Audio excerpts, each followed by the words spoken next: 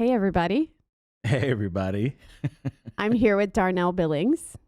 And I'm here with Catherine Castro Erdley. Yes. Okay. That's so, oh God. It's a That's so mouthful. Spanish It's of you. okay. Yeah, it's a, But basically, we're here because we wanted to start a conversation about thinking generationally and how building wealth through real estate can get you there. Right, Darnell? absolutely. And it's not even that. It is that and some more because, once you start going down this, I know it happened for me. You go down this real estate path, it starts to open your mind to different things that you may have been closed off to or messages that you weren't ready to receive until you got your first property, right? Right. And then things just start kind of falling into place after that. Tell me how you first kind of had the idea that real estate was something that you wanted to own or be a part of in your future. I got fired. From what? I used to be a hotel manager, and well, the story goes, they so I went to college for hospitality to be a manager. I had these big dreams that I was going to be this big general manager of hotel brands across the country, Okay. whatever. Then fast forward a few years, life started to change. I think I started to be in a new space in my life. Mm-hmm. And I had family members that are in the real estate business as brokers and agents. One in Virginia, and one here in Massachusetts. And they would always tell me like, "Oh, you should do it." And I was just always nervous because I've never had to hunt for my next meal. Working that 9 to 5, I knew for the most part there was a check on every Friday. So I was always afraid to make that leap to sales, right? So it was funny how it all happened. The new hotel management company, so our hotel was being sold. Mm-hmm. New management company came in and they said, okay, we're putting all the managers on a 6-month probation. So being in the space for so long, I knew, like, I've seen this before. I was like, oh, I know this is going to play out. And then, so you fast forward, I remember it was like yesterday. I call it, so I'll tell you in a second. On Monday, Might be long. it might be long. I'm getting there. Monday, I went into work. I worked the PM shift on a Monday.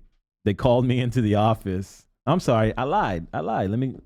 Monday, I passed my real estate exam. Okay, I like that. Tuesday, they called me into the office on a PM shift and let me go. And then Wednesday, I started working with the real estate company that I'm with now. And I haven't looked back since. And here we are, I think 8 years later. And my mind has just been open so much now. And how many properties do you own now after 8 years? I own 2 properties now. My wife and I, we own 2 properties. That's wonderful. So it's been a blessing. But I think one of the biggest lessons that I've learned, through that journey was like, sometimes you just have to make a leap. You have to make a leap of faith. You have to, trust yourself or bet on yourself.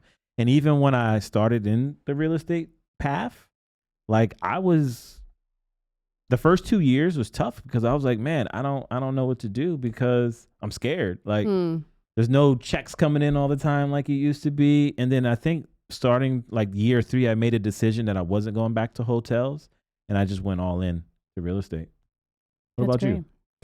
Interesting. So for me, I basically moved to the U.S. when I was 4 years old. And then I saw my parents invest in real estate. They own properties in the Dominican Republic. And the first thing they did when they moved to the U.S. was invest in real estate. They wanted to have a home. That home created a lot of stability for myself and my siblings. So when I became an adult and I got married very young, I decided... Like a teen bride? Not at all. But Okay. what I consider young, back home is probably normal age. But when I got married, and actually before then, the first thing that I thought of that I wanted to do after college was buy property because I didn't want to live with my parents forever, unlike most people. Just kidding. Oh, wow. I wanted to own something for myself. All of Yeah. my siblings, I'm the youngest of 4, all of my siblings bought property as soon as they possibly could, except for one of us.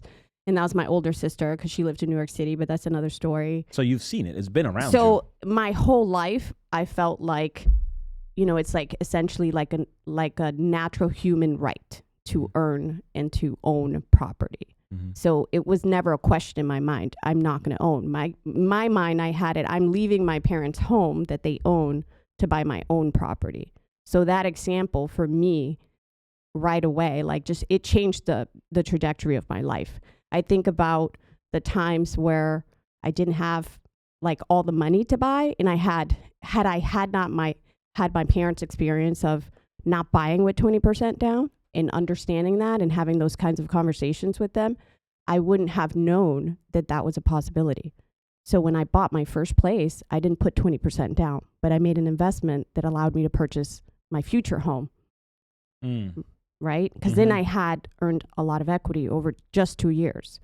So then when I bought my future home after that one, I already had 15% to put down. And I was in a very different position than the first time. But I made a small investment in my first purchase in order to get out on my own. How did you come up with the money that you needed, that down payment? Well, I worked a 9 to 5. I originally started, so I've been a residential lender now for over 13 years, but I originally started in banking. I have a business degree. I have a bachelor's degree in business. And before I graduated, I went into banking because a friend of mine wanted to party more and said, you need to come work with me at the bank and stop having so many jobs. So I went to work at what at the time would have been Sovereign, which is now Santander. Okay. And I was always surrounded with financial conversations. It just was my life for as long as I could remember. I was balancing checkbook with my mother when I was 8 years old. I was translating documents with my parents when I was 8 years old. So again, it's like the exposure to the information, but also the guidance and the example is very important. That's an interesting point. As I'm listening to you talk about yourself, I'm just kidding. Wow. Tell me more. What do you really think? What do you really think about me? No. As I was listening to you talk, even between the two of us, we have such a different relationship with real estate, right? Yeah. And I've been a renter all my life, and that's all I've known, right? Friends in the projects and public housing, like that's what I knew. Yeah. And my, as far as I knew, my family never owned it. Like my parents never owned a house. Yeah. I believe my grandfather owned a house once, but I don't think I was born at that point. And so it's just funny. Like you growing up, you were all around. Yeah. People like building wealth and buying property. So it was just like, it was nothing to you, but to me, it was like a foreign concept. Like I've heard about it. I've seen people with houses. I used to go to school in the suburbs and I would see some of the kids with these big houses. And I was like, wow, that's nice. I would love to have that. And then I would go back home to Boston to my, rental apartment with my family in the public housing. And it was just like, it was different. But I think the shift didn't really happen for me until I started, as I got older in this older age, and probably left hotels and really started, getting into, maybe I should own something. And then you start seeing different examples like of people like you. So it is an interesting journey. It is an interesting journey. Because I think the other thing too is that I don't know if when my parents decided to buy a home, they were thinking like, oh, we're going to impact all these other people from our actions, or, we're impacting our friends and families or their kids. I don't know that they were thinking that. I think that they owned a home where they came from originally. Yeah. And it was their families owned their own land, their own property. So again, I guess the example passes down generationally without you even thinking about it. Right. Yeah. And then if you break the mold, right? If you break the mold and you come from a place where no one is setting the example for you, a lot of times what I hear from my clients is that when they start the process, they get a lot of negative feedback. don't buy a house. From people that don't own houses. Exactly. Don't Yeah. buy a house. What are you doing? The first thing that's going to happen, something's going to break down. There's not going to be a landlord that's fixing anything for you. What are you going to do then? Like, you don't know how to fix, a water heater. You don't know how Yeah. to paint a house. Like, how are you going to get all these things done? And that negative approach can a lot of times stop people from pursuing their dream of home ownership when they don't have the example there before them.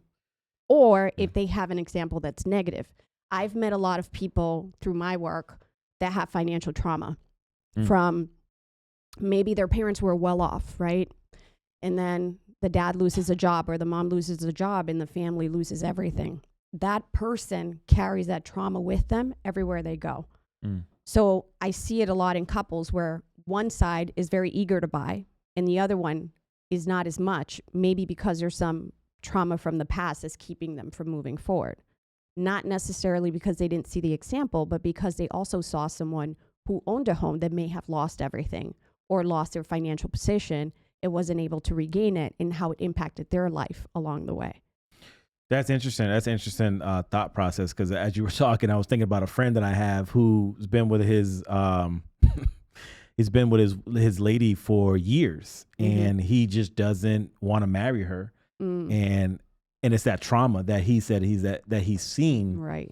Growing up, that he's afraid to do it, Yeah. while the rest of us are married, right? Yeah. And then to your other point about examples, I remember when my wife, she's Dominican too, she bought her first property, and the emotion and the tears in her eyes, and she bought it at her later age, was just like, you come here for the American dream, whatever they call it, right? And now she has her first piece of ownership, and like that, there was that, and then because she bought a multifamily, she has tenants, and one of her tenants' daughter, said to her, "Oh wow, you're the owner?"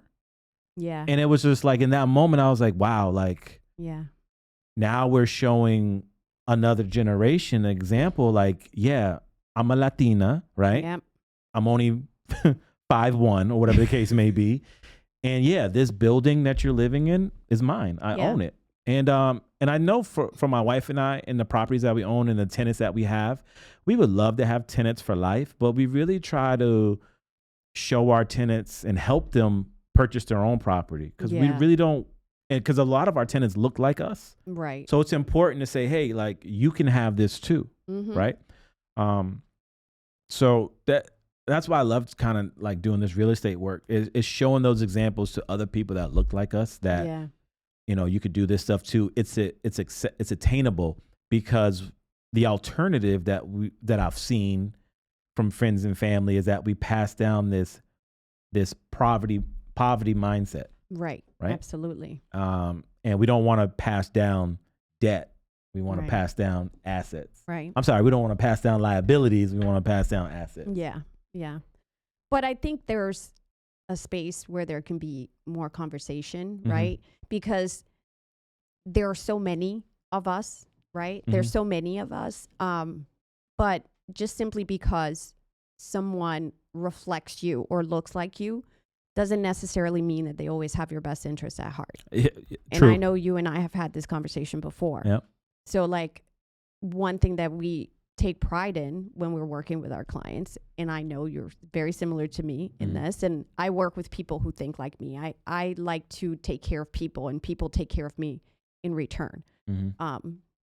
So I put good energy out there so that it comes back to me in the same way. But what I see is that we don't just like finish the transaction and now we're like, goodbye, you're done. They can call us after, they can ask us questions. Do you know a plumber? I have old windows. What should I do? Like, there's so much that we give them access to after the fact. And I think that it's very easy in what we do and in this industry to just kind of forget about people, not even on purpose. I think some people you naturally have a connection to, and you continue that relationship, and they invite you to the barbecue, and they like call you up because like their little brother or sister wants to buy a house and they thought of you. But then other people, they really build a connection with you. But as soon as you're done, they're like, oh, they can't help me with anything else. So you have to like really push through and remember to reach out to those individuals, but also like use your real estate team as an asset. We have access to so many people. We know financial advisors, you know, we know estate planning attorneys. Mm-hmm. I mean, we know electricians, we know plumbers. We have access to so many people that, you know, our clients, and just like, even if you're not a client yet, even if you're just like starting to have a conversation about home ownership, we can direct you in the right place, into the right place, so that you have what you need to make a decision, an informed one.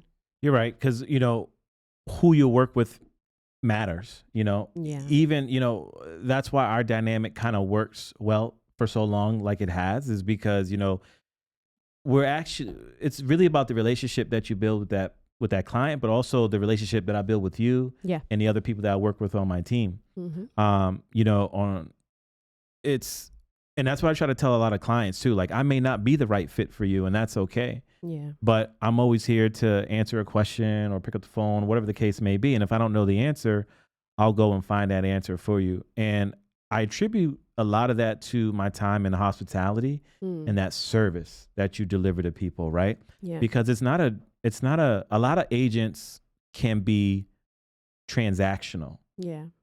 Chasing the money, what they see on TV, and cool, that works for some people.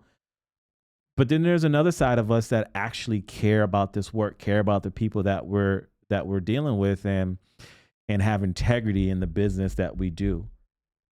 That, I think, sometimes is a little bit more rare, probably across the board.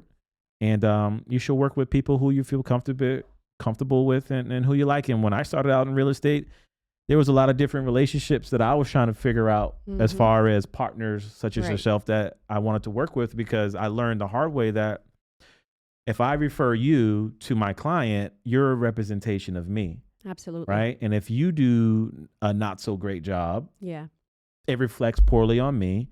And then, you know, and I've been burned like that a couple times. So I'm really like to say, this is a team, you know, I'll refer my clients, you know, a plumber, a lender, whoever the person may be. And I say, you can use this person. I trust this person. I've used this person, but don't feel obligated if it's not the right fit for you. It's okay. Like, I don't receive a kickback. I just receive a happy client.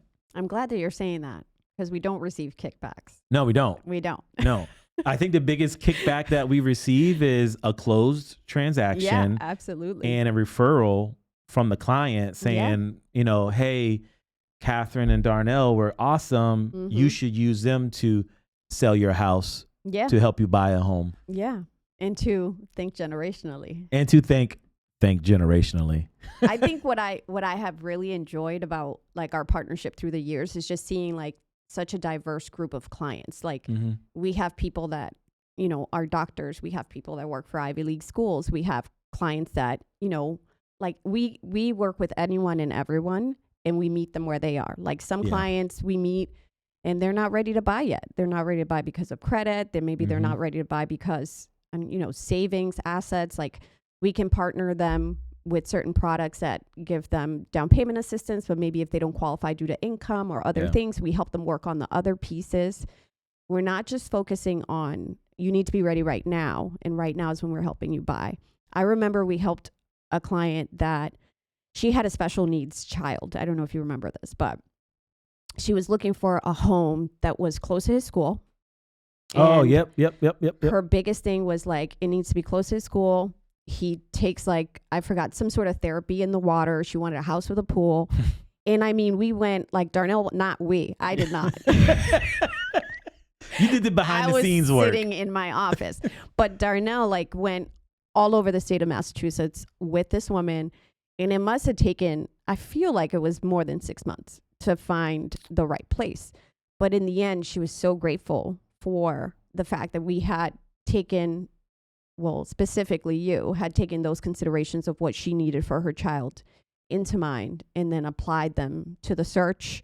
And, you know, we made sure we stayed in budget. Like we just, not that we're not saints. I'm not saying that. Yeah. But I just think it's important, because sometimes what I hear a lot of the feedback I hear is, oh, I worked with this person, but they were like pushing me to go to my max. We don't push people to go to their max. Yeah. I give someone an approval for their max so they know what not to pass, but we never expect you to start at your max. In fact, if you want to be competitive in the market, you should be starting below your max so that you know you could offer up to your max if you need to, right? Yep. I had a client actually recently. He was pre-approved. Sorry, I was cheating on you with another lender. That's okay. But it's We all do it. Not another lender, but other realtors, whatever. Yeah, we all do it. Wow, I was really gonna go left with that one, but I'm gonna stay focused for a second. He was pre-approved for $800,000, and that exact same conversation I had with him, he looked at his monthly mortgage payment, and he said, "Darnell, you're right. That pre-approval amount is great, but that monthly mortgage payment that you have to pay and how that factors into the rest of your bills is a huge difference." So we went from like an $800,000 pre-approval to us closing on a home that was about $500,000. Yeah. But that mortgage payment was much more manageable for him than that $800,000 mortgage payment would have been. And it's like those type of conversations that is important to have with your clients, like, or, to say, hey, you need to be able to afford this home. I mean, Right. Even when I bought my first property, people say, well, why did you buy way out in Western Massachusetts? I said, because I could afford it if, God forbid, my tenants decided not to pay. Right. I couldn't afford a $9,000 a month mortgage payment in Boston. Mm-hmm. If you're not paying your rent, it might look a little different, me coming knocking on your door looking for my money. Right. I need my money, okay? Because the bank doesn't care. The bank will come and take your house if you don't pay them their money, right? So it's those little conversations that need to be had throughout the thing. Yeah, I agree with that. And then there's also, you don't have to do what other people are doing in order for you to own a property. Like, for example, with me, my first property that I bought, I'm speaking just me by myself, not like with my ex-husband or anything like that. Me by myself. I was qualified enough to be able to buy a single family home. But I thought like, well, what am I going to do? I'm not going to shovel snow. I'm not going to cut the grass. Mm. I'm like, I work a regular, a pretty hectic schedule. Mm-hmm. And I was a single mom at the time. And I thought, I don't have time to do all those things. Mm-hmm. Okay, this cute little house is perfect, but then I'm going to have to pay a landscape company. I'm going to have to pay for snow removal and whatever else comes to be. So my first investment was a condo, and it was like 1,000 square feet. It was very, very small, but I was extremely comfortable. Yeah. I lived downtown. I had access to restaurants and parking and everything else that I needed. My daughter's dance school was like up the street. Her school was up the street. We could walk there. There were other conveniences that I had to take out all the noise from what I was hearing from like friends and family. Yeah. To say like, you know what? I need to do what is right for me. I have to stop thinking about, you know what? My friend bought a multifamily and now they're building generational wealth faster than I am. Yeah. Or they're preparing themselves to buy the next property, to do the next investment faster than I am because they made that choice. I had to make the choice that was right for me with what I knew, what I could handle in that timeline, right? At that time.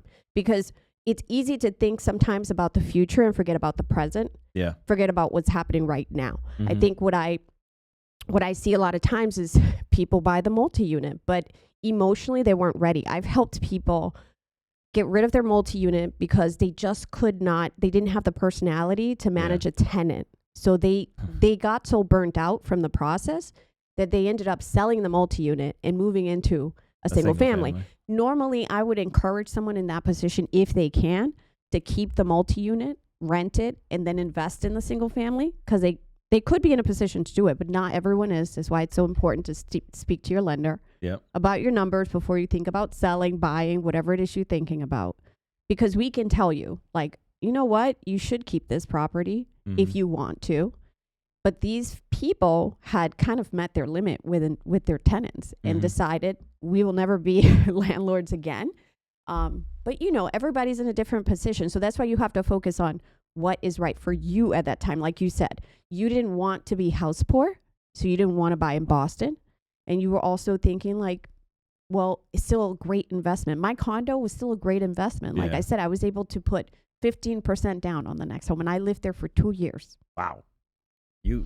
I mean, wow. I wish I kept it, but that's another story. You know, we all had those. The first house I ever sold was a 2-family up the street in from the beach in Wollaston. Mm-hmm.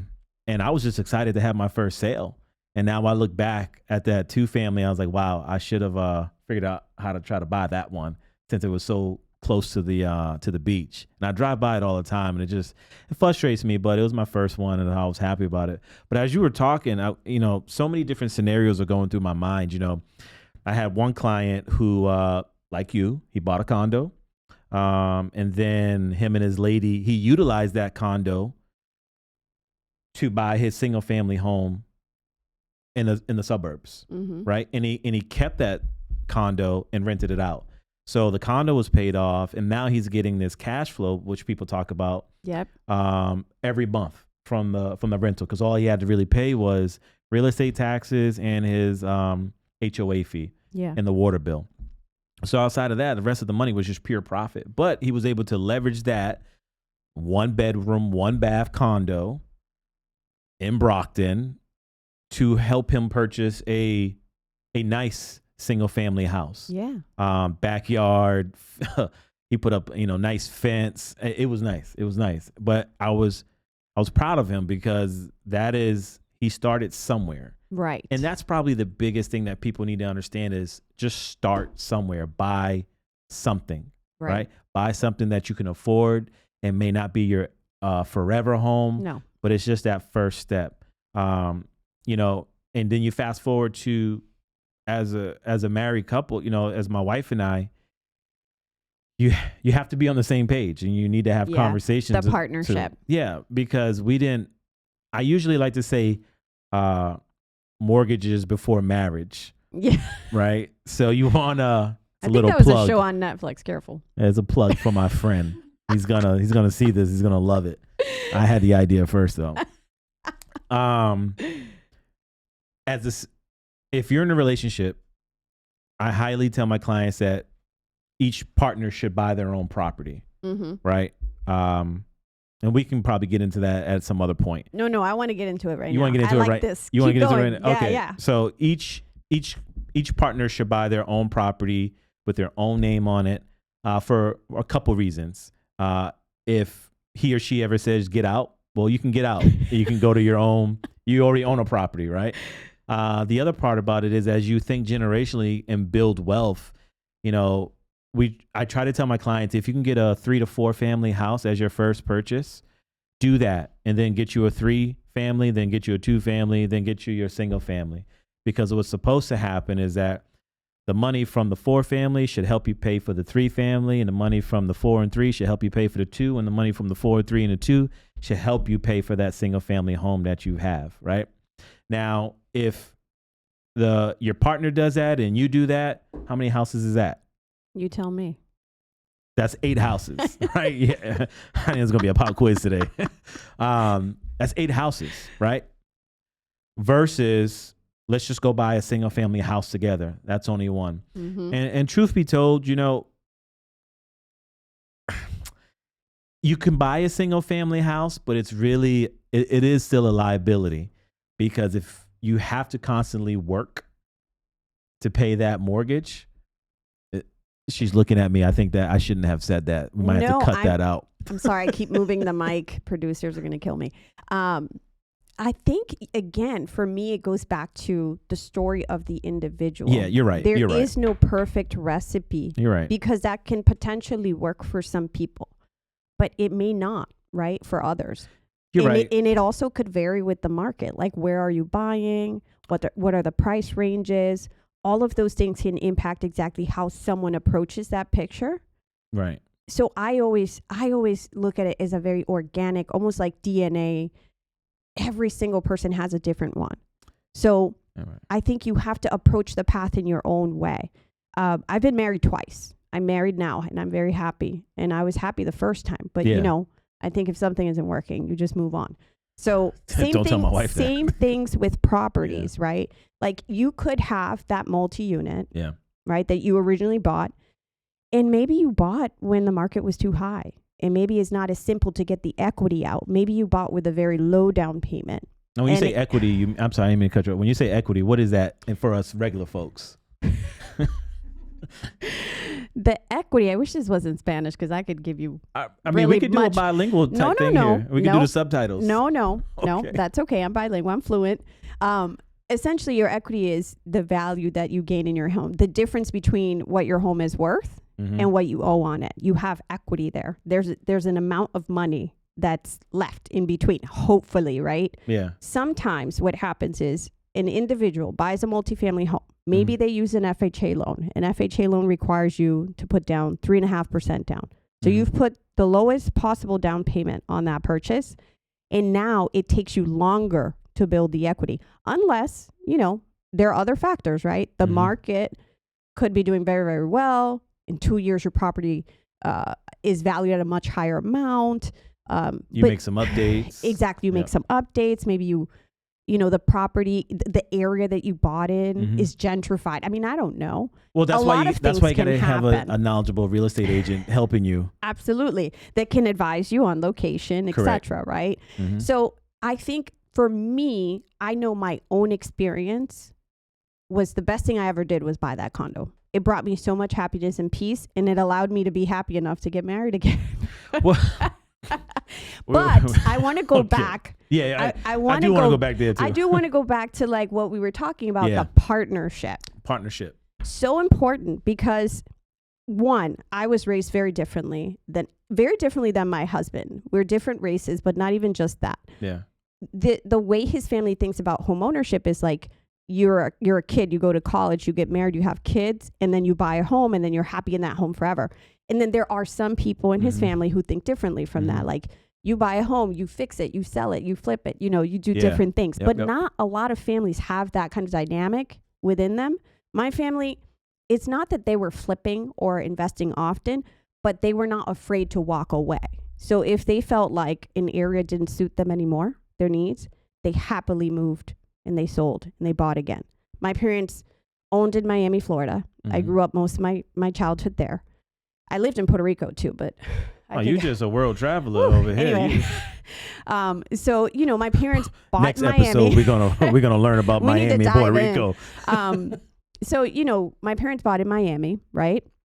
And then at some point, they felt like they didn't want to live there anymore. They wanted to change course. So they were looking at either moving to Chicago, where some of my family lived, or moving to the Boston area where my mother's family lived. Mm. So they ended up in Massachusetts. And again, what did they do? They rented for about a year and a half, Mhm. and then they bought again. Hmm. Right? And the second time they bought, so when we lived in Florida, they owned a single family home. Yep. It suited them perfectly. They built what in Florida was called an efficiency, which now is technically A like studio. an ADU. Oh, Yeah. ADU. Okay. It's like creating a small, teeny tiny ADU within your house because okay. Florida houses are not like our houses here. So Or like an essentially, in-law suite type thing. like an in-law suite, but completely separate entrance, etc. Very Oh. similar to an ADU, okay. but within the same footprint. You just closed it off from the rest of the house. So my parents did that before I had never heard of an ADU. They did this when I was a kid, okay. and they rented that space within our single family home once the other kids like grew up and left the nest. So when we moved here, everybody was talking about these multi-units. And because they had already had that landlord experience, right, Mhm, with the mhm. efficiency, what was called at the time, Mhm. it worked out really well for them to consider buying a multi-unit because they felt like they could handle it, right? So now when they bought that place, everything was going well. They decided they wanted to move back to Florida. They Hmm. sold it and they moved to Florida. Buying and selling. So Huh. again, I say it because like for us, my husband and I, my husband owned his home. I owned my place. When we met, we both knew we wanted to live in our places Mhm. for our own time, have our independence, and not necessarily just build wealth, but just grow as individuals, as a couple. We Mhm. knew we wanted to grow our family. If we got married, we wanted to have more children. Mhm. We knew we wanted to potentially buy more real estate, Claro que sí. right? Mhm. So all those things we matched, right? But then what you don't calculate for is what the experience of each person is. So sometimes you feel like you're having the right conversation with your partner and that you're on the same page. Yeah. But the ideas could change. Yeah. So, or one partner may not be able to afford to do the same things that you can do. Yep. So you have to, that's why I say the picture is so different for everybody. No, And I just don't think there's a wrong way for as long as you know you want to build wealth through real estate. There's not. Like we said, right? You just got to get in the game, get off the bench and get in the game. It doesn't matter how it looks. When my wife and I, when we started out on this journey, we really wanted a single family house. Like you just said, you get the job, married, kids, blah, blah, blah, white picket fence. That's what we both wanted. And then I started to, my mind shifted when I started to get into real estate. And I was like, no, I want a multifamily. Everyone keeps talking about cash flow, this, that, and the other. And I had a conversation with one of my good friends, and him and I started just having these conversations about wealth, about real estate, because he himself was already investing in real estate, being a landlord and things like this. And then I had to take this new train of thought back to my wife and say, yeah, I don't want to get a single family house no more. I want to get a multifamily. And it took some convincing, and I had to lay out that path for her, what that looks like. And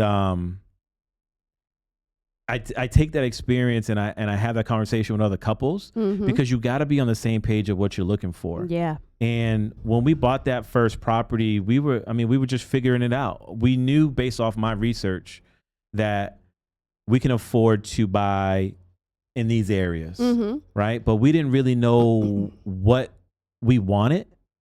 So we started to go to open houses, because obviously I was the real estate agent for us, which was also a learning experience, because I've already been doing it for some time, and I'm like, go. And I'm not taking the time to explain it to her. I apologize. Okay. I'm sorry. On camera, on air. It's here. It's recorded.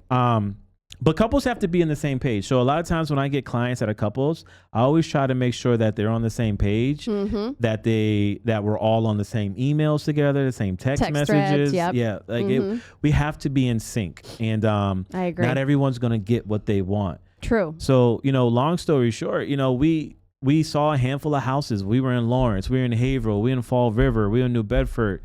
And then, we were out in Worcester. And so we were all over the place. Yeah. And you guys had the flexibility to do that too, because of the type of work that you do. Yeah. Which helped a lot. Yeah, absolutely. Absolutely.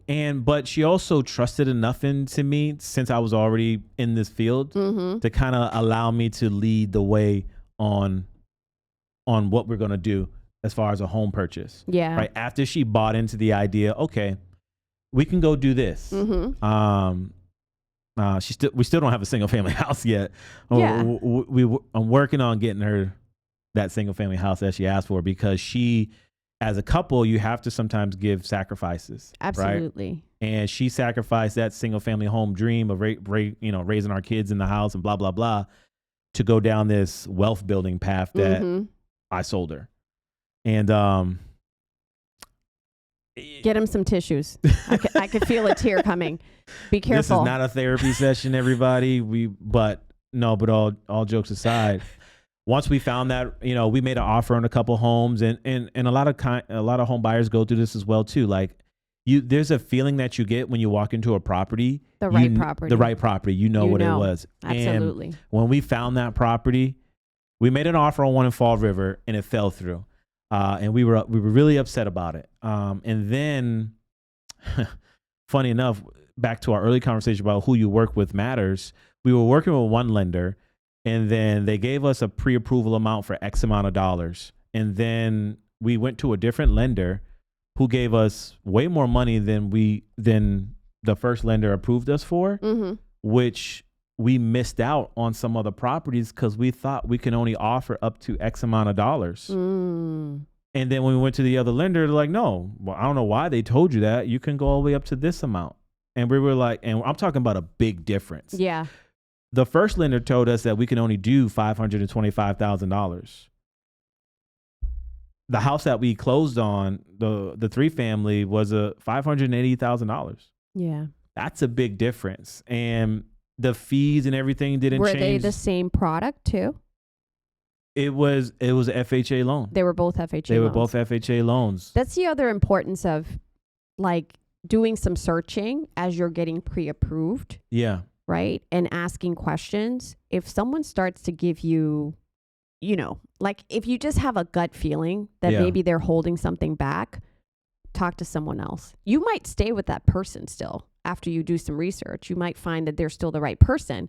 But if you hadn't done that research for yourself, you would have, like you said, missed out on opportunities. Yeah, and this was our first this was our first purchase. So Right. we're going through the first time home buyer purchase because stage even like though together. And even though you're doing this for work, you Yeah. had never bought a home before. So it doesn't mean you Correct. don't get the emotions and the stress and the, you know, all the different things that come with searching for a home. correct. Yeah. And, you know, I'm pulling from my experience of working with different clients. Yeah. Like, you know, when we're going through the home inspection or what, it was just so surreal to be on the other side of the table, to be like, Mhm. oh, wow, this is what my clients are feeling as we're Yeah. going through this process. And it helps shapes how I do business moving forward as well, too. Yeah. You know, and really holding people's hands if you need to, and explaining things even over and over and over again, and trying to find different ways so that you kind of comprehend and you feel good about this. Because I tell my clients the same thing all the time. I say, you have to love this home, Right. not me. My job is to help you not buy the home. Your job is to look at all the pretty and make sure it fits into your budget and everything. Well, your lender helps with that too.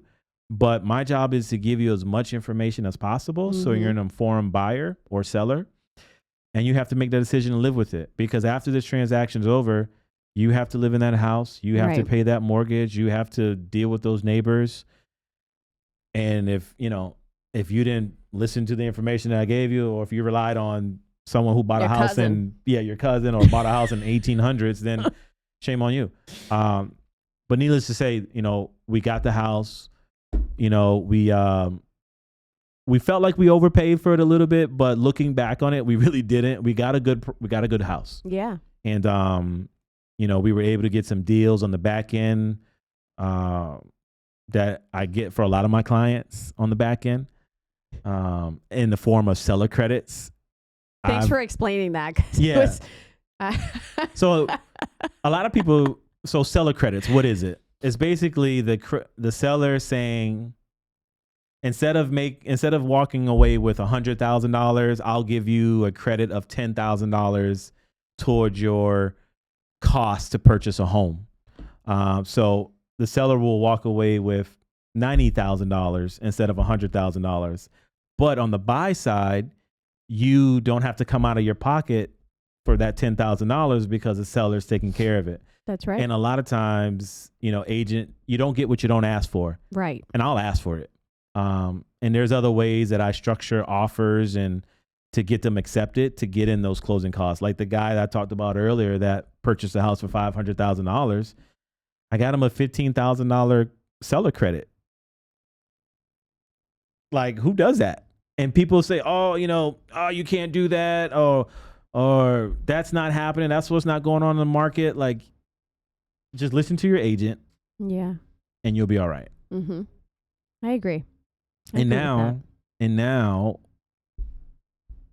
my wife and I, we have our second property. So we learned a lot of mistakes from the first time, and then we bought another multifamily. And like you said, you know, not everyone's cut out to be a landlord. Absolutely. I mean, I've had tenants, we've had tenants not pay rent. We just had a build today for some new heating systems because of this cold weather Yeah. here, and it costs. It costs, does. but thankfully we have those tenants in place that are paying us rent every month. And you're managing the money well. Yeah, Right. that's the Which other is point. another thing that people get in trouble with if they don't understand that Correct. they have to now manage this money. Correct. So, since we've had such a great talk about Yes. thinking generationally, Yes. I think we might come back and do this again. I don't know. No, What do you think? I'll be back. No. No, you know, I think because this works, right? This works. Yeah. And we're able to really give people honest feedback, things that are really happening in the field that we're doing with our clients, but also that we've experienced with ourselves. Absolutely. So again, Catherine Castro Early here, branch manager with Radius Financial Group, and Darnell Billings, associate broker, real estate agent extraordinaire with Keller Williams Realty in Boston, the real Boston. I don't have an accent. I'm from the city. You said water. I do say water. I do say water. I don't know That's why. how I don't you know. I don't know why I say water. No, I say let me get some water. It's okay. Just give me a plug. All right. You can reach me at 781-400-6767. 6767. Oh God. Thank you. That's it? That's You gonna cut it. me off? I was gonna get my email address too, but okay, Next never time. mind. Next time. Just call me. I answer my phone. Thank you. Thank you, producer. Thank you, Darnell, for your time. No, thank you.